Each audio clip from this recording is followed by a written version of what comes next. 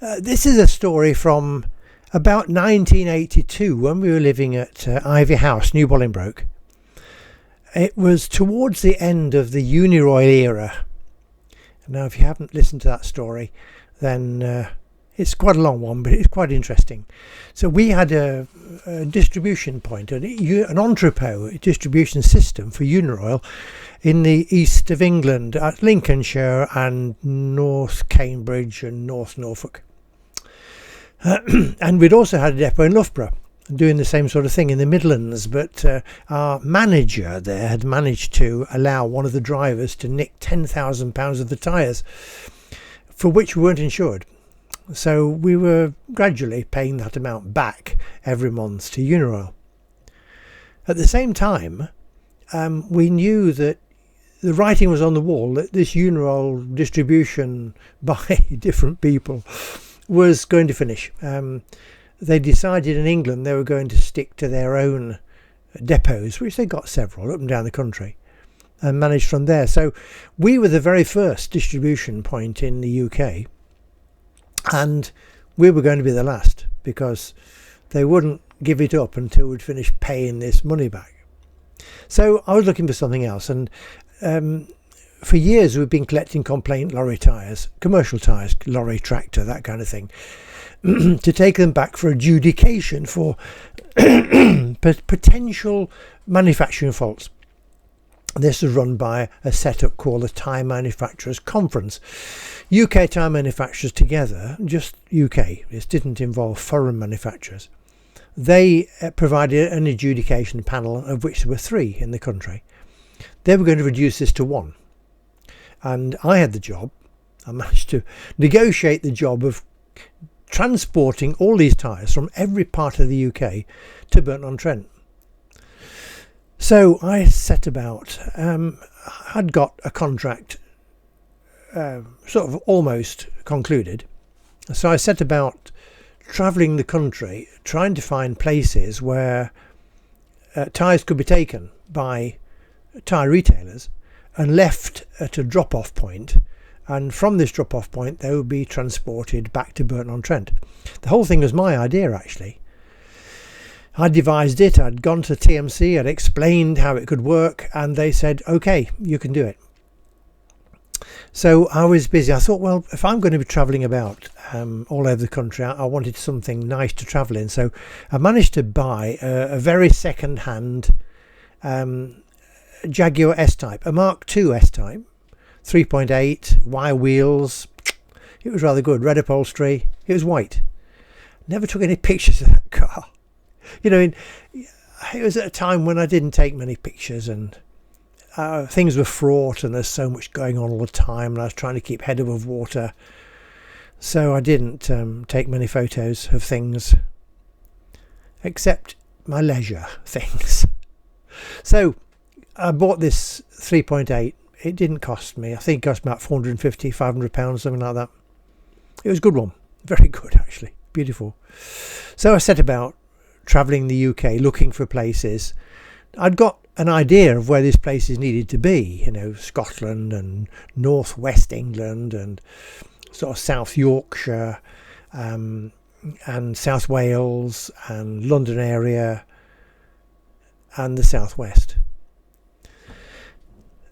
And so I set about looking at these places. Now, this particular story involved my trip to Scotland. And I'd set off, and because I never knew I was going to stop, and I never had much money. So if I stopped anywhere, it was a B&B or somewhere very meagre. Sometimes I slept in the car. So I was crossing the Forth Road Bridge, you know, the suspension bridge, the new one in 1982. And I'd got a smell of petrol. So I pulled in on the dual carriageway on the side of the road and hoofed the bonnet up, and found that one of the carburetors was dripping out of the float chamber. So they were SUs, you know, twin SUs, and I needed an SU repair kit. I hadn't got one with me. I got lots of tools in the boot, I can tell you. Travelling like that, I got half a workshop in the boot. So I can't remember what happened. I think I went somewhere near Dundee. No, Perth first. Perth is the inland bit. Dundee's on the coast. That's right. Perth, okay. And I was looking around for a motor factor who could sell me an SU repair kit. And somehow I came across this chap, very amiable Scottish gentleman, a bit younger than me. And in this yard of theirs, I can't remember whether he sold me the SU repair kit. I mean, this is 82, 92, 2002, 2012, 2022. It's 43 years ago. I remember quite a lot, but not the fine details. Anyway, in this yard, there was an old Daimler Double Six. It was the new style, you know. I mean, mine was the old style, Mark II type, 1960s. So I think it was a 68. It was one of the later ones. And this Daimler Double Six would be mid to late 70s. We bought a very nice FNL 6L, a Mark I XJ6 with some of the union oil proceeds. It was a 71, that was. There's fuel tanks, you know. I can't remember how much they hold, but there were twin fuel tanks in those XJ6s. And I think in the 1970s, it made me blink when I filled them up, you know, to pay the bill. 450 gallons, maybe. Gallons. Like nearly 300 litres at £1 something a litre now. I mean, that to fill up one of those now is, you need a mortgage. Anyway, this Daimler Double Six, it had these same twin fuel tanks and everything, and of course this is the 1980s, and fuel still wasn't terribly expensive. It had gone up, you know, in the 70s after the Arab fuel crisis, but before that, fuel was very cheap. So anyway, I asked this chap, I said, "Oh, I wouldn't mind that." It was rough. I mean, it was very rusty. I didn't know underneath what it was like, but it was going cheap.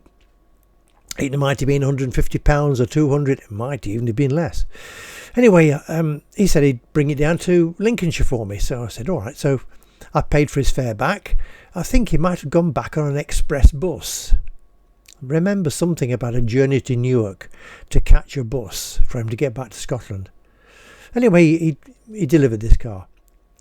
But and I got this carburettor repaired. It only needed I think I can't remember whether the float chamber, the float was a bit iffy, or whether something had stuck, or anyway, a repair kit repaired it, and off I went again. You know, we might even have settled for his yard for our Scottish collection point, Perth. Yeah, not bad, is it? Perth. You can get at it from the west of Scotland. You can get at it from the east of Scotland. So, you know, I reckon we probably settled for that, his yard in Perth, for the Scottish collection point. Anyway, I beat it off back to England, and he duly delivered this Daimler Double Six. It was a funny eggshell blue colour, and it sat in our yard back at New Bolingbroke for a while. At one stage, Ruth, our threatened a bit horsebox, wouldn't start one morning, and it was facing the wrong way. And I said to Ruth, now, if she could tow it with this Daimler Double Six, tow it backwards, I just might get it to start. Anyway, she ran off the drive and dropped it over a wall, and she never would. It's an automatic. She never would drive an automatic after that. I couldn't persuade her that it wasn't her fault. I think the drag and whatever, and she probably wellied it too much. Anyway, this Daimler Double Six, eventually, it was the hero in a story about a day in court at Croydon. So you must read that, because it goes on a bit further about the history of this Daimler Double Six. It had to be scrapped after this trip. I was going to Brighton for some reason or other. You must listen to the story or watch it. It's on YouTube. I'll put a link on this thingy to tell you where to find the story. So that's how I managed to buy this Daimler Double Six, which was the subject of the Croydon court case, where my story in court was described by the Chief Magistrate as the nearest he could think of to the story of Delaney and his donkey. And I got fined a little bit. So you must read that. Anyway, that's just a short little bloggy thing. I'm going to try and put it on Buzzsprout as well, if I can remember. It won't be quite the same because it's all ad-libbed. I forgot to mention, actually, I must add this in here somewhere. At this time in my life, I'll work out how old I was, 1982. I'd had several Jaguars. We'd had a Mark 1, a Mark 2. We'd had the XJ6 by this time and sold it so that I could buy another car, 2 more cars, one for me and one for our new manager at the Loughborough depot. So the XJ6 went to buy that. And then there was this S-Type. So what was that, 4th? I was a Jaguar nut, really. I loved them. So when I'd seen this Daimler Double Six, I thought, oh wow, that's something different. I'd like to try one of those. So I mean, it was rough and I don't know if it'd ever get on the road, but the Daimler Double Six is a V12, you know. I was driving a straight 6. I'd been used to straight 6 cars. The Mark 1 was the 3.4. The Mark 2 was the 3.4. The XJ6 actually was a 2.8. It is the smaller engine. Lovely car though. Mark 1 XJ6, FNL 6L, dark green. Came from Austin Monks, near Boston. Second hand. And then, well, seeing this Daimler Double Six and looking under the bonnet at this, 2 banks of two cylinder heads and 12 spark plugs, you know, and oh golly, right. And then it's when it struck up, you know, wow, jolly, that's some engine, that is. So that's why I wanted to buy it. So Cracker Books, remember, look at the website. You can find all the books you can download, picture story books, animal books, books for kids, books about my life, plus the link to YouTube. If you're watching this, it's on YouTube, plus the link to Buzzsprout, where you can find over 200 podcasts like this. So thanks for being with me today, and until the next time, cheerio.